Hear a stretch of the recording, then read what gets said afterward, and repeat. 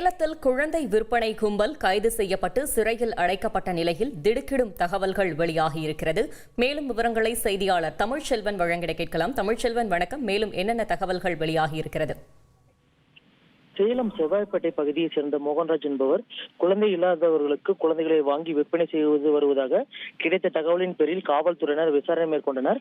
இந்த விசாரணையில் நர்சோதிப்பட்டி ஆர்த்தி நகர் பகுதியைச் சேர்ந்த மோகன்ராஜ் என்பவர் சேலம் குகை பகுதியில் இயங்கி வரும் தனியார் நிறுவனத்தில் வேலை செய்து வந்ததாகவும், ஈரோட்டைச் சேர்ந்த ஸ்ரீதேவி, பர்வீன், பத்மாவதி மற்றும் ஜனார்தனன் ஆகியோருடன் சேர்ந்து குழந்தைகளை வாங்கி அதிக விலைக்கு விட்டு வந்ததாக தெரிய வந்தது. இதன் அடிப்படையில் மேற்கொண்ட விசாரணையில் சமீபத்தில் இந்த ஈரோட்டை சேர்ந்த பெண் ஒருவரிடம் இருந்து ஆண் குழந்தையை 4 லட்சத்திற்கு வாங்கி 7 லட்சத்திற்கு சேலம் எடப்பாடியை சேர்ந்த ஒருவருக்கு விற்பனை செய்தது கண்டுபிடிக்கப்பட்டது.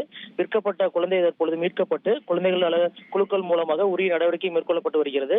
இதேபோல் பனமரத்துப்பட்டி பகுதியை சேர்ந்த தமிழருக்கு ஈரோடிலிருந்து ஒரு குழந்தையை வாங்கி விற்பனை செய்வதற்கான முயற்சிகளையும் மேற்கொண்டு வந்தது இந்த விசாரணையில் கண்டுபிடிக்கப்பட்டுள்ளது.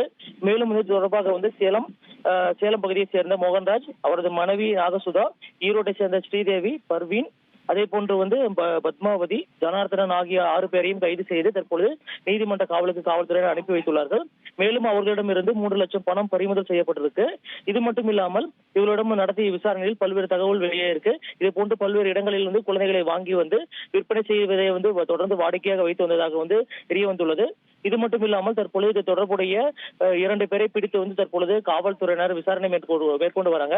இது போன்று எந்தெந்த பகுதிகளில் குழந்தை விற்கப்பட்டது, அதே போன்று வேறு ஏதாவது இது போன்ற குழுக்கள் செயல்பட்டு வந்ததா என்பது குறித்தும் காவல்துறையினர் விசாரணை மேற்கொண்டு வராங்க. மேலும் இவர்கள் அனைவரும் வாட்ஸ்அப் குழுக்கள் மூலமாக குழந்தைகளின் புகைப்படத்தை, குறிப்பாக ஆதரவற்ற பெண்கள் இருக்கும் பகுதிகளில் இருக்கும் பெண்களிடம் இருந்து அவர்களின் குழந்தைகளை குறைந்த விலைக்கு வாங்கி அதை வசதியான தம்பதியர்களுக்கு விற்பனை செய்வதை வாடிக்கையாக வந்துள்ளார்கள். இது மட்டும் இல்லாமல் வாட்ஸ்அப் குழுக்கள் மூலமாக புகைப்படங்களை பகிர்ந்து அந்த குழுவில் உள்ள அனைவரும் எந்த பகுதியில் குழந்தைகள் தேவைப்படுவது என்பது குறித்து அறிந்து அந்த இடத்தில் சென்று குழந்தைகளை எடுத்து விற்பனை செய்து வந்ததும் தெரிய வந்திருக்கு. மேலும் தொடர்பாக வேறு எந்தெந்த நபர்கள் உள்ளார்கள் என்பது குறித்தும் தற்பொழுது காவல்துறையினர் தீவிர விசாரணை மேற்கொண்டு வராங்க. தகவல்களுக்கு நன்றி தமிழ்ச்செல்வன்.